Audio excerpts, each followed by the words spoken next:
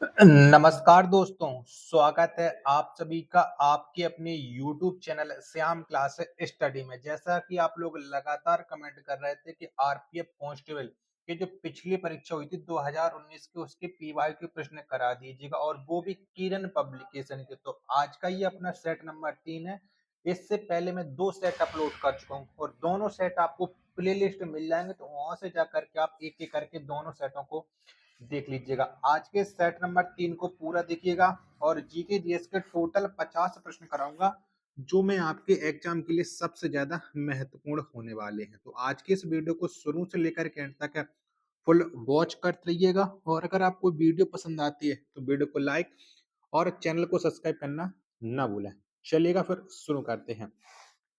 तो पहला प्रश्न आ जाता है कि खेल में एफआईएलए संगठन किससे संबंधित है? बताओ ये संगठन किससे संबंधित है? पहले का आंसर आपको बताना है और एफआईएलए का फुल फॉर्म होता है federation international dash lotus association. बताओ इसका संबंध वो किससे है? तो यह एक कुश्ती का संगठन है, यानी एक का चौथा ऑप्शन राइट आंसर हो जाएगा। दूसरा प्रश्न आ जाता है कपास का सबसे बड़ा उत्पादक देश कौन सा है? बताओ कपास का सबसे बड़ा उत्पादक देश।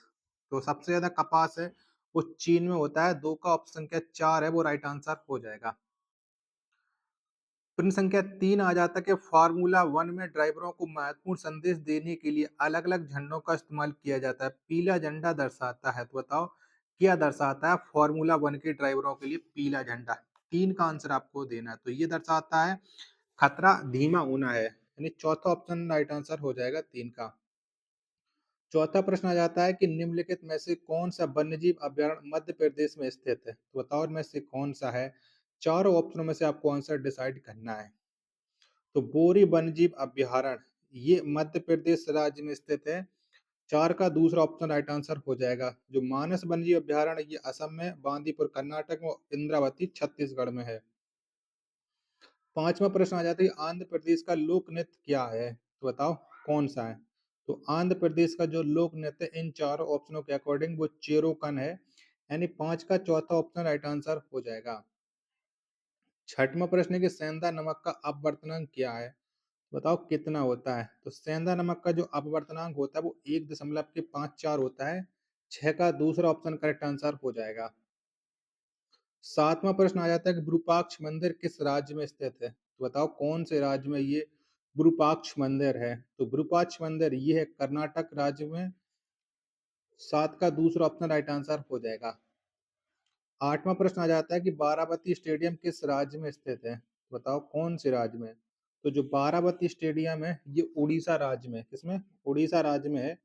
8 का चौथा ऑप्शन राइट आंसर हो जाएगा। चलिएगा, आशा करता हूँ कि आपको वीडियो पसंद आए। ये तो वीडियो को आप लोग लाइक जरूर करेंगे और चैनल को आप लोग जरूर सब्सक्राइब कर लेंगे। अगर आपको टोटल 41 सेट है प्रीवियस ईयर के करने होंगे तो।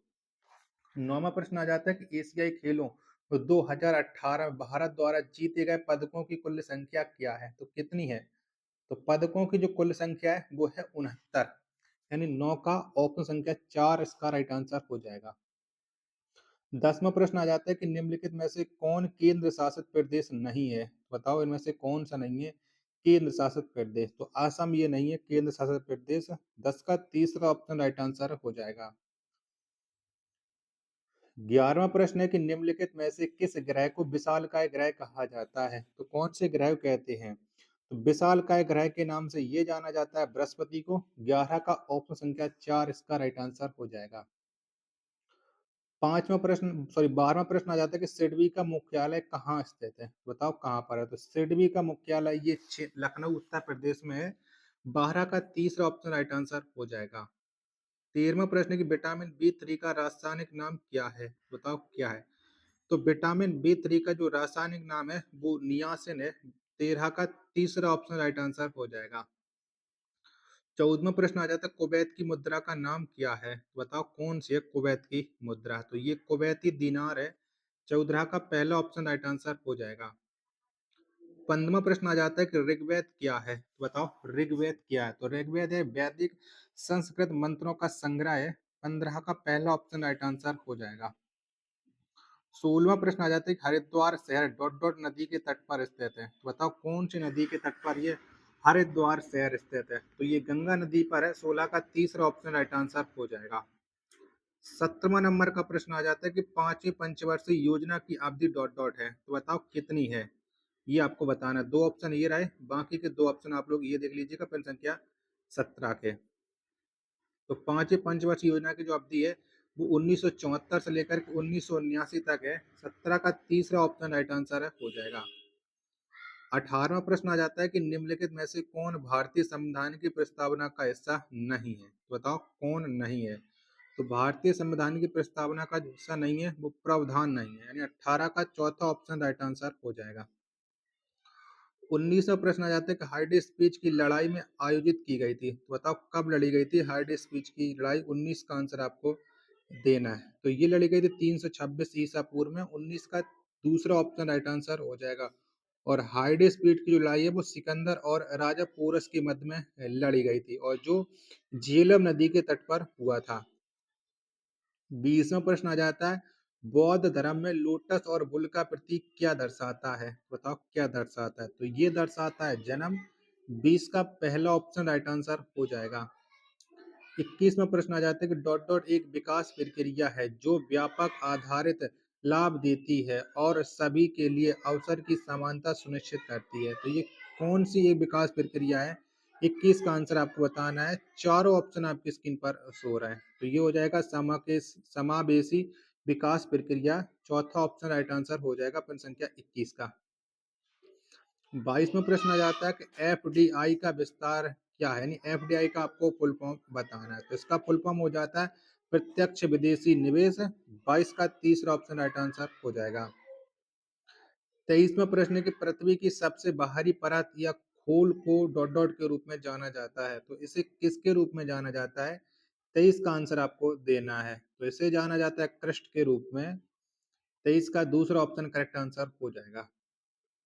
चौथा प्रश्न 24वां प्रश्न आ जाता है कि सल्फर के लिए प्रतीक क्या है। तो सल्फर का आपको प्रतीक चिन्ह बताना है। तो ये है एस। 24 का दूसरा ऑप्शन राइट आंसर हो जाएगा। चलिएगा, अगला प्रश्न है प्रश्न संख्या 25 है कि भारत का विधि आयोग एक डॉट डॉट है, तो बताओ क्या है भारत का विधि आयोग। 25 का आंसर आपको बताना है। तो यह गैर वैधानिक सलाहकार निकाय है। 25 का तीसरा ऑप्शन राइट आंसर हो जाएगा। 26वां प्रश्न है कि चड्डा कप खेल से संबंधित है। तो चड्डा कप का संबंध किससे है ये आपको बताना है। तो चड्डा कप का जो संबंध है वो बैडमिंटन से है। 26 का पहला ऑप्शन राइट आंसर हो जाएगा। 27वां प्रश्न आ जाता है कि निम्नलिखित में से कौन भारत में एक आधिकारिक राजभाषा नहीं है, बताओ कौन नहीं है। तो भारत में एक जो आधिकारिक राजभाषा नहीं है वो खानदेशी नहीं है।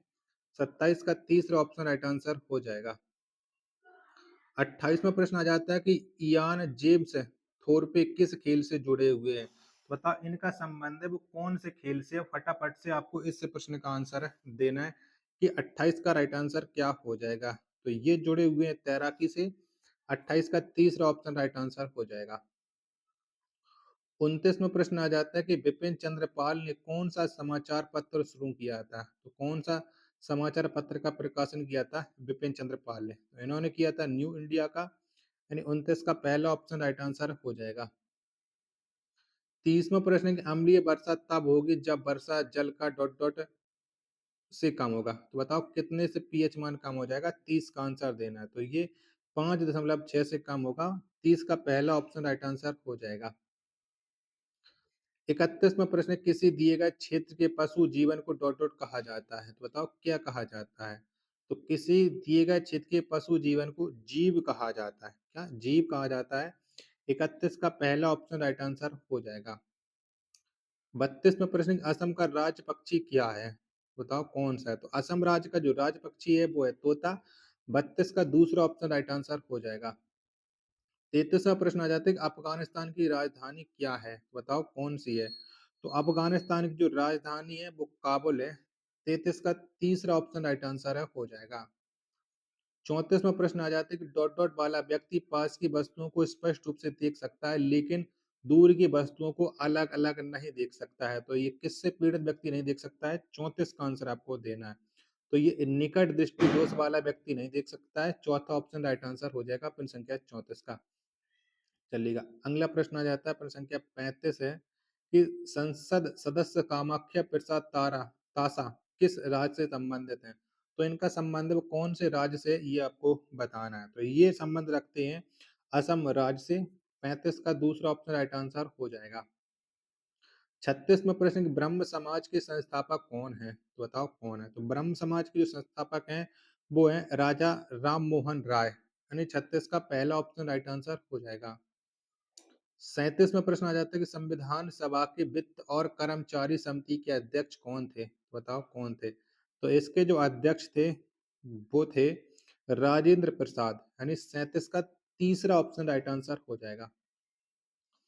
38वां प्रश्न है कार्य की एसआई इकाई है, बताओ क्या है? तो कार्य की जो एसआई इकाई है वो है जूल। 38 का पहला ऑप्शन राइट आंसर हो जाएगा। 39वां प्रश्न है कि बिल्ली में गुणसूत्रों की संख्या होती है, तो बताओ कितनी जोड़ी होती है बिल्ली में गुणसूत्र? तो बिल्ली में टोटल होते हैं 19 जोड़े। 39 का दूसरा ऑप्शन राइट आंसर हो जाएगा। 40वां प्रश्न आ जाता है कि राज्यसभा का अध्यक्ष और उपाध्यक्ष भारतीय संविधान अनुसूची के अंतर्गत आता है, तो ये कौन से अनुसूची के अंतर्गत आता है? राज्यसभा के अध्यक्ष और उपाध्यक्ष। 40 का आंसर तो ये आते हैं दूसरी अनुसूची के अंतर्गत। पहला ऑप्शन राइट आंसर हो जाएगा प्रश्न संख्या 40 का। 41वां प्रश्न है कि सुंदरबन बायोस्फीयर रिजर्व कहाँ स्थित है? तो बताओ कहाँ पर है? तो ये स्थित है पश्चिम बंगाल में। 41 का चौथा ऑप्शन देने वालों का सभी का राइट आंसर है हो जाएगा। अगला प्रश्न प्रश्न संख्या 42 आ जाता है ऊतकों के अध्ययन को कहा जाता है? तो बताओ क्या कहते हैं? तो ऊतकों के अध्ययन को कहा जाता है ऊतक विज्ञान। 42 का तीसरा ऑप्शन राइट आंसर हो जाएगा। 43वां प्रश्न है कि भारत के पहले सिख राष्ट्रपति कौन थे? बताओ कौन थे? भारत के पहले सिख राष्ट्रपति थे ज्ञानी जैल सिंह। 43 का ऑप्शन संख्या 4 इसका राइट आंसर हो जाएगा। चलिएगा अगला प्रश्न आ जाता है अब आपके सामने है प्रश्न संख्या 44 की विश्व धरोहर स्थल एलोरा गुफाएं किस राज्य में स्थित हैं? तो कौन से राज्य में स्थित है? तो जो एलोरा की गुफाएं हैं वो महाराष्ट्र राज्य में स्थित हैं। 43 का तीसरा ऑप्शन राइट आंसर हो जाएगा। 45वां प्रश्न आ जाता है कि भारत के उपराष्ट्रपति बनने के लिए न्यूनतम पात्र आयु है, यानी कितने उम्र का व्यक्ति उपराष्ट्रपति बन सकता है? तो 35 वर्ष न्यूनतम आयु होनी चाहिए। 45 का पहला ऑप्शन राइट आंसर हो जाएगा।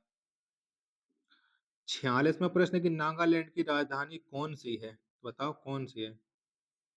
तो नागालैंड की जो राजधानी है वो है कोहिमा। 46 का तीसरा ऑप्शन करेक्ट आंसर हो जाएगा। 47वां प्रश्न आता है कि भारतीय आइंस्टीन के रूप में किसे जाना जाता है? तो किसे जाना जाता है? तो भारतीय आइंस्टीन के रूप में जो जाने जाते हैं वो नागार्जुन को जाना जाता है। 47 का तीसरा ऑप्शन देने वाले सभी लोगों का राइट आंसर हो जाएगा। 48वां प्रश्न कि डल झील किस राज्य में स्थित है? तो कहाँ पर स्थित है ये डल झील? तो ये श्रीलंका में पड़ती है। 48 का चौथा ऑप्शन राइट आंसर हो जाएगा। 49वां प्रश्न कि वर्तमान में सड़क परिवहन और राजमार्ग मंत्री कौन है? तो वर्तमान समय में दूसरे हैं, लेकिन जब ये प्रश्न पूछा गया तब की आपको बताना है। तो उस समय जो सड़क परिवहन और राजमार्ग मंत्री थे वो थे श्री नितिन जयराम गडकरी। चौथा ऑप्शन 49 का राइट आंसर हो जाएगा। 50वां और अंतिम प्रश्न है आज का ये कि एसिटिक अम्ल के लिए रासायनिक सूत्र डॉट डॉट है। तो एसिटिक अम्ल का रासायनिक सूत्र क्या हो जाएगा? प्रश्न संख्या 50 का आंसर आपको देना है। तो ये हो जाएगा आपका CH3COOH। 50 का दूसरा ऑप्शन देने वालों सभी लोगों का राइट आंसर हो जाएगा। आशा करता हूँ आपको ये वीडियो पसंद आई होगी। तो प्लीज वीडियो को लाइक करना। चैनल को अभी तक आप लोगों ने सब्सक्राइब नहीं कर रखा होगा तो चैनल को आप लोग जरूर सब्सक्राइब कर लेना। मिलते पर अपने एक और प्रैक्टिस सेट के साथ। तब तक के लिए धन्यवाद। जय हिंद, वंदे मातरम।